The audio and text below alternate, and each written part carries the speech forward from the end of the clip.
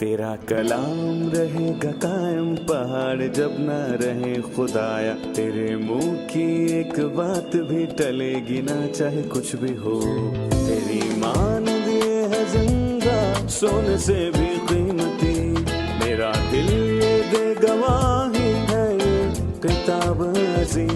नाज़िल करे अपना कलाम, शिकस्ता दिलों को सुकून मिले, तारीखी दूर हो मेरी राहें रोशन कर।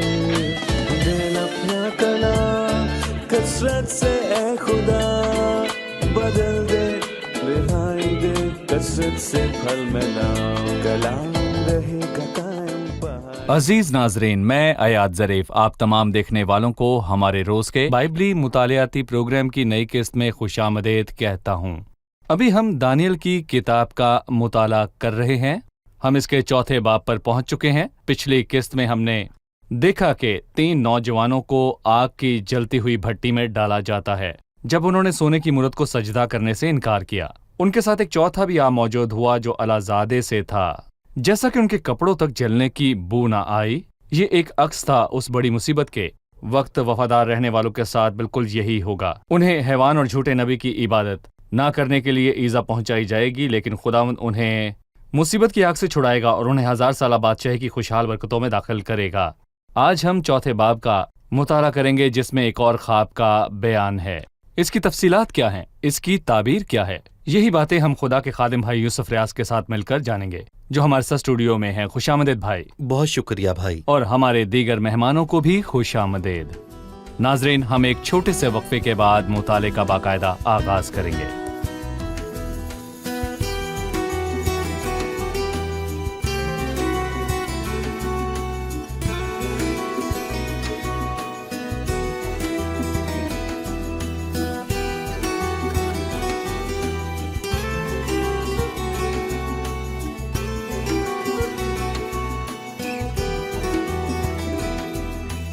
खुशामदीद भाई यूसुफ। आपका शुक्रिया भाई यूसुफ, हम चौथे बाब पर पहुंच चुके हैं। नबूकतनज़र ने इस बाब में एक और ख्वाब देखा है। हम इस ख्वाब के मुतालिक चंद बातें बताएं। बेशक ये बाब नबूकतनज़र के दूसरे ख्वाब के मुतल्लिक है, और हमने देखा कि दूसरे बाब में पहला ख्वाब है जो कि गैर कौमों के दौर के हवाले से एक आम अंदाज़ा है जिसकी शुरुआत नबूकतनज़र से हुई, जो आज तक जारी है और कलीसिया के उठाए जाने के बाद भी जारी रहेगा, उस बड़ी मुसीबत के अरसा में, जब तक कि मसीह आकर ज़मीन पर इब्ने आदम की बादशाही को कायम ना कर ले। उस बादशाही को जिसके मुतल्लिक पुराने अहदनामे की नबूवतें भी हैं और मुकाशफा की किताब भी है। बहरहाल ये बाब दूसरे ख्वाब के हवाले से है जो नबूकतनज़र को आया। इसमें हमें गैर कौमों के दौर के इखलाकी किरदार के हवाले से बताया जाता है। दर हकीकत गैर कौमों का दौर इसलिए मुख्तलिफ था क्योंकि उसमें बादशाह और हुक्मरान मगरूर थे। इस बात से खुदावंद को नफरत है, यानी नबूकतनज़र से हो, हालांकि खुदा ने दूसरे और तीसरे बाब में उससे मामलात किए। बहरहाल अफसोस कि उसने उन बातों से फ़ायदा ना उठाया। और मुझे एलीहू के अल्फाज याद हैं जिसने कहा, क्योंकि खुदा एक बार बोलता है बल्कि 2 बार बोलता है, ख्वाह इंसान इसका ख्याल ना करे। और एक बार दूसरे और 2 बार तीसरे बाब में तब वो लोगों के कान खोलता है और उनकी तालीम पर मोहर लगाता है, और यही कुछ हुआ। उसके तकब्बुर ने उसे हैवानों जैसा बना दिया, और लिखा है कि जो कोई अपने आप को छोटा बनाएगा वो बड़ा किया जाएगा, और जो कोई अपने आप को बड़ा बनाएगा वो छोटा किया जाएगा। जिस तरह पहला ख्वाब गैर कौमों के दौर के सियासी किरदार के हवाले से था, दूसरा ख्वाब गैर कौमों के दौर के इखलाकी किरदार के हवाले से है। जी हाँ। अब मैं चंद आयात पढ़ना चाहूंगा, उसके बाद आपसे सवाल करूंगा। चौथे बाब के शुरू में लिखा है, नबूकतनज़र बादशाह की तरफ से तमाम लोगों, उम्मतों और अहले लुगत के लिए जो तमाम रूए ज़मीन पर सुकूनत करते हैं, तुम्हारी सलामती अफजून हो। मैंने मुनासिब जाना कि उन निशानों और अजायब को जाहिर करूं जो खुदा ताला ने मुझ पर आश्कारा किए हैं। उसके निशान कैसे अजीम और उसके अजायब कैसे मुहीब हैं। उसकी मुमलिकत अब्दी मुमलिकत है और उसकी सल्तनत पुश्तर पुश्त। उसने अपनी बात के आगाज में ज़मीन के सब बाशिंदों को मुखातिब किया और एक हैरान कुन बात कही कि तुम्हारी सलामती अफजून हो। उसने सबको सलामती अता की। लेकिन भाई यूसुफ, नबूकतनज़र जो कि अजीम शहनशाह है, क्या सबको सलामती दे सकता है? در حقیقت سلامتی کا منبع خدا ہے۔ در حقیقت بائبل میں خاص کر کے پولس رسول کے خطوط میں 7 مرتبہ اس کا ذکر بھی ہوا ہے کہ خدا سلامتی کا خدا ہے اور مسیح سلامتی کا خداوند اور امن کا شہزادہ ہے۔ خدا اور مسیح کے سوا اور کوئی نہیں جو حقیقی سلامتی دے سکے۔ لیکن شاید ہم ایک دوسرے کو سلامتی کی دعا تو دیتے ہیں لیکن سلامتی نہیں دے سکتے۔ لیکن جو سلامتی دے سکتا ہے وہ ہے جس نے صلح اور سلامتی کو اپنی صلیب سے بہے لہو سے قائم کیا۔ تو سلامتی کے شہزادے کی طرف سے ہے، سلامتی کے خدا یسوع مسیح کی طرف سے ہے۔ لہٰذا یہ شخص جو سب پر سلامتی بھیجتا ہے، انتقام لے رہا ہے اور آگ کی بھٹی میں پھر شیروں کی مان میں ڈال رہا ہے، اس کے دور میں کوئی شخص سلامتی سے نہ رہ پایا۔ لیکن اس نے یہ الفاظ تب لکھے جب وہ بدل گیا، جیسا کہ ہم باب کے آخر میں دیکھتے ہیں۔ اب وہ نرم مزاج خیال رکھتا ہے جو اس کے حلیم کرنے والی آزمائش سے پہلے کے خیالات سے فرق ہے، اور یہ اس سے فرق ہیں۔ بہرحال اچھا ہے کہ ہم جان لیں کہ غیر قوموں کے دور کے بعد مسیح کی بادشاہی، راست بازی کی بادشاہی اور سلامتی کی سلطنت قائم ہوگی۔ اس نے کہا، میں نے مناسب جانا کہ ان نشانوں اور عجائب کو ظاہر کروں جو خدا تعالیٰ نے مجھ پر آشکارا کیے ہیں۔ وہ دوسروں کو ان نشانات اور عجائب کو بتانا چاہتا ہے جنہیں اس پر ظاہر کیا گیا۔ اس روح کے حوالے سے بتائیں جو نبوکت نظر میں تھی۔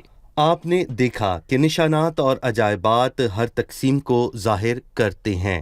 مثلاً شریعت کے دور کی تقسیم بہت سے نشانات اور عجائبات سے پہچانی جاتی ہے جو کہ یا تو موسیٰ نے مصر میں یا پھر بیابان میں باہر ظاہر کیے، یا یشوع نے جب وہ ملک میں داخل ہوا تو اس نے ظاہر کیے، اور جو عرصہ مسیح نے زمین پر گزارا وہ بہت سے نشانات اور عجائبات کے سبب سے ممتاز ہے، اور پھر روح القدس کا زمین پر آنا بھی۔ یہاں غیر قوموں کی شروعات میں بھی خدا نے نشانات اور عجائبات ظاہر کیے، اور اس نے ان کے متعلق کہا اس کے نشانات کیسے عظیم اور اس کے عجائبات کیسے محیب ہیں، اور پھر اس نے عظیم خدا کے متعلق گواہی دی کہ اس کی مملکت ابدی مملکت ہے اور اس کی سلطنت پشت در پشت ہے۔ ہم دانیل جیسے کسی شخص سے یہ سننے کی توقع کرتے ہیں، اور دانیل نے اس باب میں 1 سے زیادہ مرتبہ اس کی تصدیق کی۔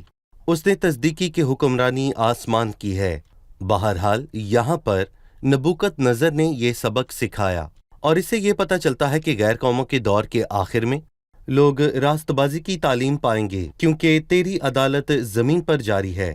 تو دنیا کے باشندے صداقت سکھاتے ہیں، اور جیسا کہ ہم نے دیکھا کہ وہ مغرور اور تکبر کرتا تھا، لیکن بعد ازاں جب وہ خدا کو دیکھتا ہے اور اس کی سمجھ بحال کی جاتی ہے، اور وقار اور برکت بھی بحال کی جاتی ہے جو اس نے کھو دی تھی، نہ صرف نبوکت نظر خدا کے پاس آتا ہے بلکہ عام انسان بھی بحال کیا جاتا ہے۔ یہ نبوکت نظر بادشاہ اپنے معبودوں کی پرستش سے لوٹ کر آیا اور خدا کو خدا تعالیٰ کہہ کر پکارا جو خدا تعالیٰ نے مجھ پر آشکارا کیے ہیں۔ خدا تعالیٰ کا لقب خدا سے متعلق ہے۔ جب نبوکت نظر نے اسے استعمال کیا تو آپ اس میں کیا فرق دیکھتے ہیں؟ یہ لقب پہلی بار استعمال کیا گیا ہے کہ وہ مل کے صادق ہے، اور مبارک ہے حق تعالیٰ جس نے تیرے دشمنوں کو تیرے ہاتھ میں کر دیا۔ یہ وہ شخص ہے جو مسیح کو 1000 سالہ بادشاہت میں ممتاز کرتا ہے۔ نبوکت نظر جان گیا کہ وہ بلند و بالا ہے اور کل اختیار اس کا ہے، بلکہ جب وہ متکبر تھا تو اس کا دل حیوان کا سا ہو گیا، بلکہ خدا تعالیٰ جو کہ عظیم اور بلند و بالا ہے وہی خدا ہے۔ یہاں اس نے اچھی گواہی دی، اور باب کے آخر میں ہم ایک حیرت انگیز گواہی کو دیکھتے ہیں جو ایک بت پرست بادشاہ دے گا، لیکن اسے بدلنے اور توڑنے والا خدا ہی ہے۔ صحیح۔ بھائی یوسف 4 آیت سے لکھا ہے، میں نبوکت نظر اپنے گھر میں مطمئن اور اپنے قصر میں کامران تھا۔ میں نے خواب دیکھا جس سے میں ہراساں ہو گیا، اور ان تصورات سے جو میں نے پلنگ پر کیے اور ان خیالوں سے جو میرے دماغ میں آئے مجھے پریشانی ہوئی۔ اس لیے میں نے فرمان جاری کیا کہ بابل کے تمام حکیم میرے حضور حاضر کیے جائیں تاکہ مجھ سے اس خواب کی تعبیر بیان کرے۔ چنانچہ ساحر اور نجومی اور قصدی اور فالگیر حاضر ہوئے، اور میں نے ان سے اپنے خواب کا بیان کیا، پر انہوں نے اس کی تعبیر مجھ سے بیان نہ کی۔ آخرکار دانیل میرے سامنے آیا جس کا نام بیلتشجر ہے، جو میرے معبود کا بھی نام ہے، اس میں میرے مقدس الہو کی روح ہے۔ پس میں نے اس کے روبرو خواب کا بیان کیا اور کہا۔ اس نے شروع کیا۔ جب اس نے دوسرا خواب دیکھا اس نے شروعات کی، اور ایک بار پھر وہ پہلے نجومیوں اور جادوگروں کے پاس گیا، اور جب وہ سب ناکام ہو گئے اس نے آخر میں دانیل سے پوچھا۔ ہمیشہ کی طرح وہ پہلے نجومیوں کے پاس گیا، وہ حکیم لوگ ناکام ہوئے، پھر آخر میں دانیل سے پوچھا، इस सब के मुतालिक बताएं। किसी ने एक हकीकत बात कही कि इंसान का इख्तिताम खुदा की शुरुआत है, लेकिन जब आप लोगों के पास जाते हैं जो इंसानों की ज़रूरत है वो नहीं पाते और ना वो पाएंगे। तो इंसान के खुदा के पास जाने की राह साफ है, और मुसरफ बेटा अगर उसे उस दूर के देश में सूरों की खुराक ही मिल जाती तो वो अपने बाप के पास लौट कर ना आता। बहरहाल जब उसे किसी ने ना दिया, जब वो भूखा था और कहत से तकरीबन मर चुका था, वो अपने बाप की तरफ लौटा। और आप देख सकते हैं कि नबूकदनजर ने किस बात से आगाज किया। मैं नबूकदनजर अपने घर में मुतमईन था, ये आराम है, जैसे आज करोड़ों लोग आराम में हैं, और वो अपने कसर में कामरान था। मेरे पास सब कुछ है, बे इंतहा दौलत, बे इंतहा खुराक और हर शय की फरावानी है। मैं आराम में हूँ और फल फूल रहा हूँ। मुझे और क्या चाहिए? नहीं, आपको सलामती की जरूरत है, जिसे मैं हिरासा हुआ। देखिए ये बात कितनी कवि है। उसे एक ख्वाब ही से दहशत दिलाई गई। ये तहफ़्फ़ुज़ एक फरेब है सही। जो लोग आज इस दुनिया में रखते हैं। और मैं कहूँगा कि सैकड़ों अमीर लोग और आला मुकाम उनके पास होते हैं, लेकिन उनके पास सलामती नहीं होती, और छोटी छोटी बातें उन्हें दहशत ज़दा कर देती हैं, और उनके तसव्वुरात से जो मेरे जहन में आए परेशानी होती है। फिर उसने लोगों से रजू किया कि शायद इसका हल उसे मिल सके, लेकिन अफसोस के बाबिल के हकीम ज़बान के हकीमों से भी ज़्यादा अहमक थे। कोई बता नहीं सकता कि मुस्तकबिल में क्या होने वाला है सवाए खुदावंद के। उसने कलाम मुक़द्दस में ये बात लिखी, और हम खुदा का करोड़ों बार शुक्र अदा करते हैं कि उसने हमें अजीम खजाना अता किया, जो दुनिया के तमाम खजानों से बड़ा खजाना है। फिर उसने कहा, आखिरकार दानियल मेरे सामने आया। सब इंसानी तदबीरें और हिकमत जब नाकाम हो गई, बहरहाल उसने उसका खूबसूरत नाम लिया, उसका इलाही नाम बाबल की कसदी नाम से पहले लिया। दानियल जिसका नाम बेल्तशज़र, जो मेरे माबूद का भी नाम है, जबकि दानियल का नाम एक गैर माबूद के नाम से बदला गया, तो भी पहले उसने उसके इब्रानी नाम का जिक्र किया। जी, इसके मुतालिक बताएं। उसे महसूस हुआ कि उसके माबूद कुछ नहीं कर सकते, और शायद इन्हें ना रखना ही बेहतर हो। जब हम ईसाया 56 को पढ़ते हैं तो हम देखते हैं बाबल के देवता जिन्हें उठाया जाता, और वो अपने उठाने वाले को तकते हैं, जबकि इसराइल का खुदा इसी बाब में यानी कि ईसाया 46 बाब के मुताबिक अपने लोगों को उठाता है। ये कितना बड़ा फर्क है खुदा के दरमियान और उसके लोगों के दरमियान जिनको वो उठाता और दिफा करता है, और उन देवताओं के दरमियान जिन्हें वो उठाते और दिफा करते हैं। तो फिर उनकी क्या जरूरत है? वो तो फक्त बोझ हैं। सही। अभी हम एक रिपोर्ट देखेंगे, उसके बाद मुताले में आगे बढ़ेंगे। नबूकदनजर बहुत गजबनाक हुआ जब उसने 3 असीरों को उसकी मर्जी की मुखालफत करते पाया। फिर उसने अपने खादमों को हुक्म दिया कि भट्टी की आग को मामूल से 7 गुना बढ़ा दिया जाए। तब उसने अपनी फौज के जोरावर मर्दों को उन 3 असीरों को बांधकर आग की जलती भट्टी में डालने का हुक्म दिया। नतीजा ये हुआ कि बादशाह के कहर ने उसकी शिकस्त का शुमार बढ़ाया। बादशाह ने जाना कि उसकी भट्टी उसी के जोर आवर मर्दों को निगल सकती है, लेकिन खुदा के खादमों का कुछ नहीं बिगाड़ सकती। जब खुदा उनकी तरफ से आता है तो भले ही भट्टी की आग 7 गुना बढ़ाई जाए। मेरे भाई, खुदा के वादों पर भरोसा रख जिसे तेरी फिक्र। भाई अयाद, क्या तीसरे और चौथे बाब के दरमियान वाकई फासला मौजूद है? और अगर मौजूद है तो ख्वाब जो कि चौथे बाब में आता है, क्या नबूकदनजर उससे खबरदार हुआ, या क्या उसने दानियल और सिदरक और मीसक के खुदा को जाना जिसका नाम उसने तीसरे बाब के आखिर में लिया? चौथे बाब में क्या हुआ? क्या तीसरे और चौथे बाब के दरमियान को वक्ती फासला है? उसके साथ जो कुछ हुआ उसने खबरदारी क्यों ना पाई? तीसरे बाब के वाक्य के दरमियान वक्ती फासला मौजूद है। जब वो ख्वाब देखता है तो वो ख्वाब उसे उसकी सल्तनत के दूसरे बरस में आया।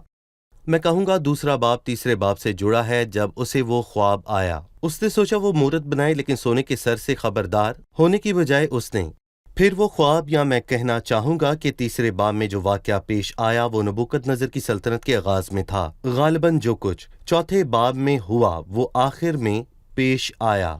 बहुत तवील अरसा गुजर चुका था, क्योंकि नबूकदनजर ने 47 बरस के तवील अरसा तक सल्तनत की। تو بہت سارے سال گزر گئے اور خدا بہت صابر تھا، لیکن افسوس کہ ہم چوتھے باب میں دیکھیں گے کہ اس نے نہ سیکھا یا خبردار نہ ہوا۔ اس نے تیسرے باب کے اختتام پر یہ کہا کہ کوئی صدرک مسک کے خدا کے بارے میں نامناسب بات نہ کہے، لیکن اس نے خدا کی عبادت نہ کی۔ جی بہرحال ہم چوتھے باب کے اختتام پر پہنچتے ہیں اور ہم یہ دیکھتے ہیں کہ وہ خود تعریف کر رہا ہے اور خدا کو جلال اور عزت دے رہا ہے، کیونکہ خدا نے اسے سخت انداز میں تنبیہ کی ہے۔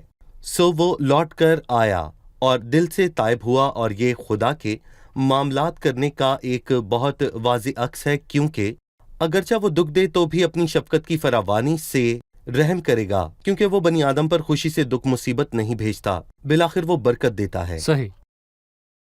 بھائی یوسف 9ویں آیت سے وہ کہتا ہے، اے بیلتشزر ساحروں کے سردار، چونکہ میں جانتا ہوں کہ مقدس الہو کی روح تجھ میں ہے اور کوئی راز کی بات تیرے لیے مشکل نہیں، اس لیے جو خواب میں نے دیکھا اس کی کیفیت اور تعبیر بیان کر۔ پلنگ پر میرے دماغ کی رویا یہ تھی، میں نے نگاہ کی اور کیا دیکھتا ہوں کہ زمین کے وسط ایک نہایت اونچا درخت ہے، وہ درخت بڑھا اور مضبوط ہوا اور اس کی چوٹی آسمان تک پہنچی اور وہ زمین کی انتہا تک دکھائی دینے لگا۔ اس کے پتے خوشنما تھے اور میوہ فرمان تھا اور اس میں سب کے لیے خوراک تھی۔ میدان کے پرندے اس کے سایہ میں اور ہوا کے پرندے اس کی شاخوں پر بسیرا کرتے تھے اور تمام بشر نے اس سے پرورش پائی۔ میں نے اپنے پلنگ پر ہی اپنی دماغی رویا پر نگاہ کی اور کیا دیکھتا ہوں کہ ایک نگہبان، ہاں ایک قدسی آسمان سے اترا۔ اس نے بلند آواز سے پکار کر یوں کہا کہ درخت کو کاٹو، اس کی شاخیں تراشو اور اس کے پتے جھاڑو اور اس کا پھل بکھیر دو، چرندے اس کے نیچے سے چلے جائیں اور پرندے اس کی شاخوں پر سے اڑ جائیں، لیکن اس کی جڑوں کا کندہ زمین میں باقی رہنے دو، ہاں لوہے اور تانبے کے بندھن سے بندھا ہوا میدان کی ہری گھاس میں رہنے دو، اور وہ آسمان کی شبنم سے تر ہو اور اس کا حصہ زمین کی گھاس میں حیوانوں کے ساتھ ہو۔ اس کا دل انسان کا دل نہ رہے بلکہ اس کو حیوان کا دل دیا جائے اور اس پر 7 دور گزر جائیں۔ یہ حکم نگہبانوں کے فیصلے سے ہے اور یہ امر کسدیوں کے کہنے کے مطابق ہے، تاکہ سب ذی حیات پہچان لیں کہ حق تعالیٰ آدمیوں کی مملکت میں حکمرانی کرتا ہے اور جس کو چاہتا ہے اسے دیتا ہے، بلکہ آدمیوں میں سے ادنا آدمی کو اس پر قائم کرتا ہے۔ میں نبوکدنضر بادشاہ نے یہ خواب دیکھا ہے، اے بیلتشزر تو اس کی تعبیر بیان کر، کیونکہ میری مملکت کے تمام حکیم مجھ سے اس کی تعبیر بیان نہیں کر سکتے، لیکن تو کر سکتا ہے کیونکہ مقدس الہو کی روح تجھ میں موجود ہے۔ عجیب خواب ہے، اور خواب جو ہے ایک درخت کے ارد گرد گھوم رہا ہے۔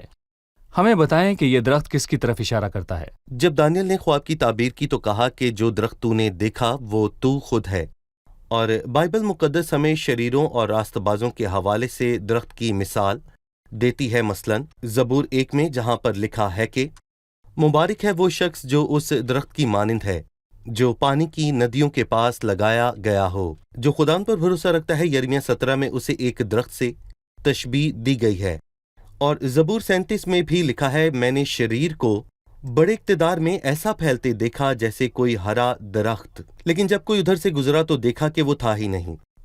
میں کہوں گا کہ نہ صرف انفرادی طور پر لوگوں کو بلکہ سلطنتوں کو درخت سے تشبیہ دی گئی ہے، جیسا کہ مجھے لگتا ہے حزقیل 31 میں اور پھر لوکا کے 21ویں باب میں، جہاں انجیر کے درخت کی بات کی گئی، اور سب درختوں پر جب پتے آتے ہیں تو ہم کہتے ہیں گرمیاں نزدیک ہیں، اور سب درختوں سے اس کی یہی مراد ہے۔ صرف اسرائیل کو انجیر سے تشبیہ نہیں دی گئی بلکہ سب درخت سب ریاستیں ہیں، اور اس خواب میں نبوکدنضر خود درخت ہے۔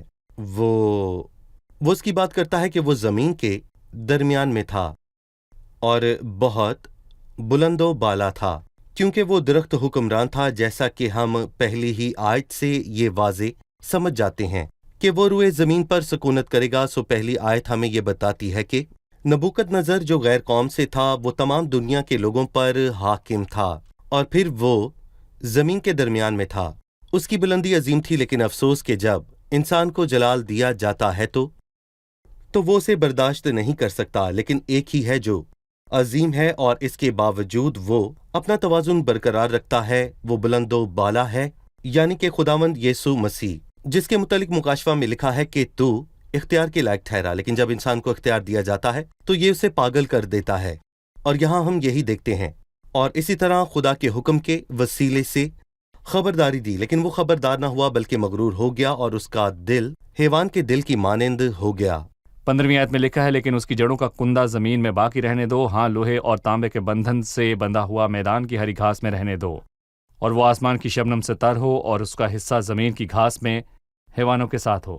یہاں وہ کہنا چاہتا ہے کہ یہ عدالت اس مملکت پر حتمی عدالت نہیں ہے۔ بالکل، جیسا کہ ہم باب کے آخر میں دیکھتے ہیں کہ نبوکت نظر کی سمجھ اور اس کا وقار اور اس کی بادشاہی سب بحال ہوتا ہے، اس کے مشیر اس کے طالب ہوتے ہیں، اور بالکل ایسا ہی انسان کے ساتھ ہوا۔ انسان معیار سے گرا اور عدن میں مغرور ہو کر خدا کی مانند بننے کی خواہش کی، لیکن ہمیشہ کے لیے نہیں۔ خدا کے پاس اس کا حل ہے اور وہ برکت اور خوشحالی میں پھر سے داخل کیا جائے گا۔ اسے دوسرے آدم کی حاکمیت اور حکمرانی میں اختیار بخشا جائے گا جو یسوع مسیح کا ہے۔ بائبل مقدس بے حد خوبصورت کتاب ہے۔ وہاں اس کا ذکر نہیں کہ وہ عدالت حتمی عدالت تھی، بلکہ وہ 7 سالہ عدالت تھی جس میں بادشاہ حیوان کے ساتھ رہا۔ صحیح۔ شکریہ بھائی یوسف۔ اب ہم مہمانوں سے ان کا سوال جانیں گے۔ 13ویں آیت میں نگہبان اور قدسی کے حوالے سے کچھ الفاظ لکھے ہیں، ان باتوں سے کیا مراد ہے؟ بھائی یوسف، 13ویں آیت میں لکھا ہے، میں نے پلنگ پر اپنی دماغی رویا پر نگاہ کی اور کیا دیکھتا ہوں کہ ایک نگہبان، ہاں ایک قدسی آسمان سے اترا۔ دیکھیں بھائی، میں کہوں گا کہ اس سے مراد خدا خود ہے۔ جب ہم 17ویں آیت پر پہنچتے ہیں تو یہ حکم نگہبانوں کے فیصلے سے ہے۔ یہ امر قدوسیوں کے کہنے کے مطابق ہے، اور یہ جمع میں ہے جو کہ پاک تسلیس کا عکس ہے، اور نگہبان سے مراد خدا ہے جو سب کچھ دیکھتا ہے۔ اور امثال 15:3 میں لکھا ہے کہ خداوند کی آنکھ ہر جگہ ہے اور نیکوں اور بدوں کی نگران ہے۔ قدوسی، جیسا کہ حبقوق 1:13 میں لکھا ہے کہ اے خداوند، اے خداوند، اے میرے قدوس، کیا تو ازل سے نہیں ہے؟ تیری آنکھیں ایسی پاک ہیں کہ تو بدی کو دیکھ نہیں سکتا، اور اس سے ہم جانتے ہیں کہ خدا ہر چیز کو دیکھنے والا ہے، اور وہ ایسا پاک ہے کہ گناہ کو نہیں دیکھ سکتا۔ اور جب خدا ساری دنیا پر نظر کرتا ہے تو بدی کے سوا کچھ نہیں دیکھتا۔ خدا نے آسمان پر سے ابن آدم پر نگاہ کی تاکہ دیکھے کہ کوئی خدا کا طالب ہے کہ نہیں۔ وہ سب کے سب گمراہ ہوئے اور وہ باہم نجس ہوئے، کوئی نیکوکار نہیں، ایک بھی نہیں، اور اسی لیے عدالت ناگزیر تھی، اور نبوکت نظر پر عدالت ناگزیر تھی۔ دنیا پر ہونے والی عدالت تب تک ناگزیر ہے جب تک کہ انسان توبہ کر کے خدا کے پاس نہ لوٹے، کیونکہ خدا نگہبان ہے، کیونکہ وہ قدوس ہے، اور خدا ہر بات کو دیکھنے والا ہے۔ وہ گناہ کو نظر انداز کر کے برداشت نہیں کرے گا۔ شکریہ بھائی یوسف۔ اب وقت ہے کہ ہم جانیں مہمانوں نے آج کیا سیکھا۔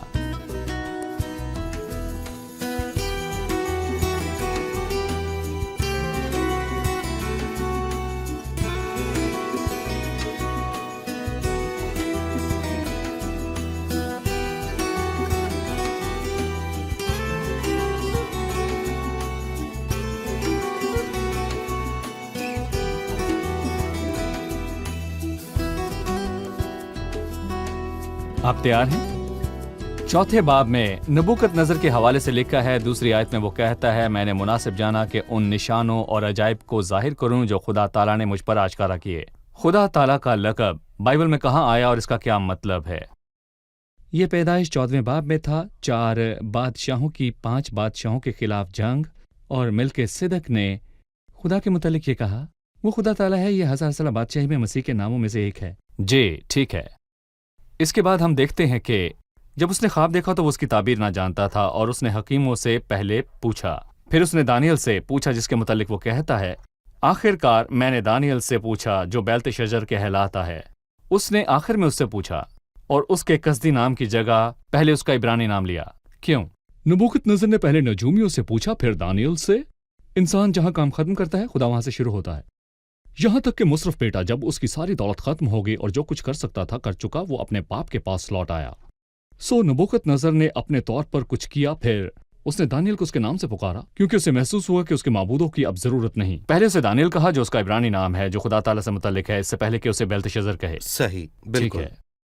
اس خواب میں کیا کچھ تھا؟ اس خواب کا موضوع یہ تھا کہ نبوکت نظر نے ایک درخت دیکھا۔ یہ درخت کسے پیش کرتا ہے؟ درخت عام طور پر بہت سی باتوں کو ظاہر کرتا ہے، راست بازوں کو ظاہر کر سکتا ہے اور شریروں کو بھی، جیسا کہ ہم پہلے زبور میں دیکھتے ہیں۔ افراد اور ریاستوں کو ظاہر کر سکتا ہے، جیسا کہ ہم لوکا 21 باب میں پڑھتے ہیں کہ یہاں اس خواب میں نبوکد نظر ہی کو پیش کیا گیا۔ خود نبوکت نظر کو۔ صحیح بھائی یوسف؟ جی صحیح۔ ٹھیک ہے، شکریہ، خداوند آپ کو برکت دے۔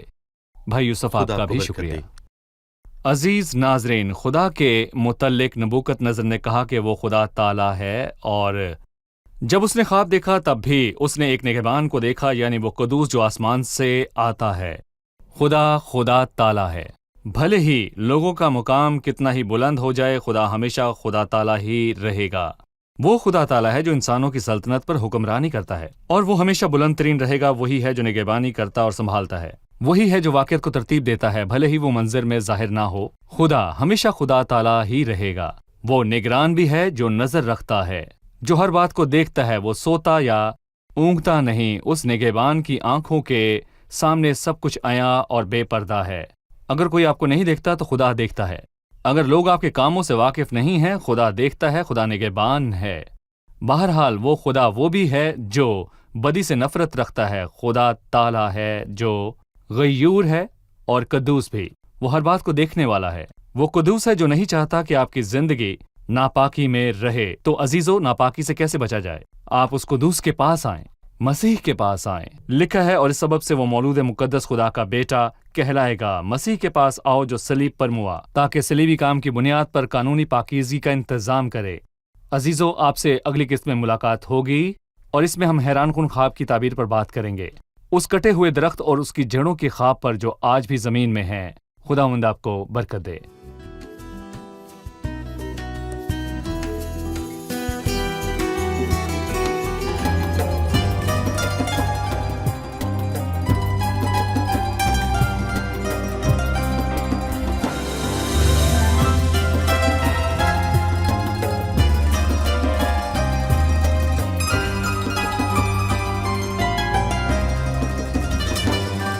لدي كل ذا اليقين بأن سيدي أمين، فإنه خير معين، رفيق عمري كل حين،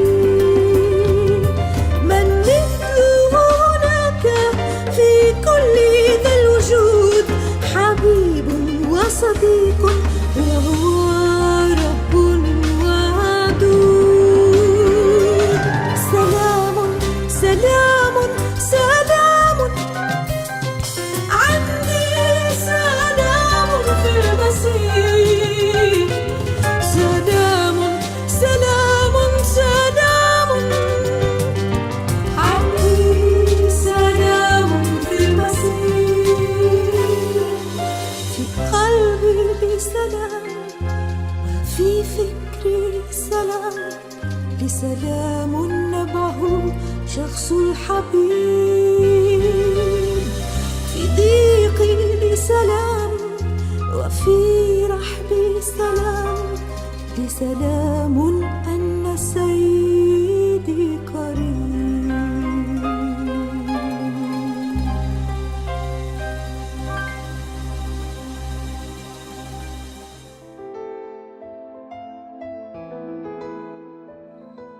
تیرا کلام رہے گا قائم، پہاڑ جب نہ رہے خدایا، تیرے منہ کی ایک بات بھی ٹلے گی نہ، چاہے کچھ بھی ہو۔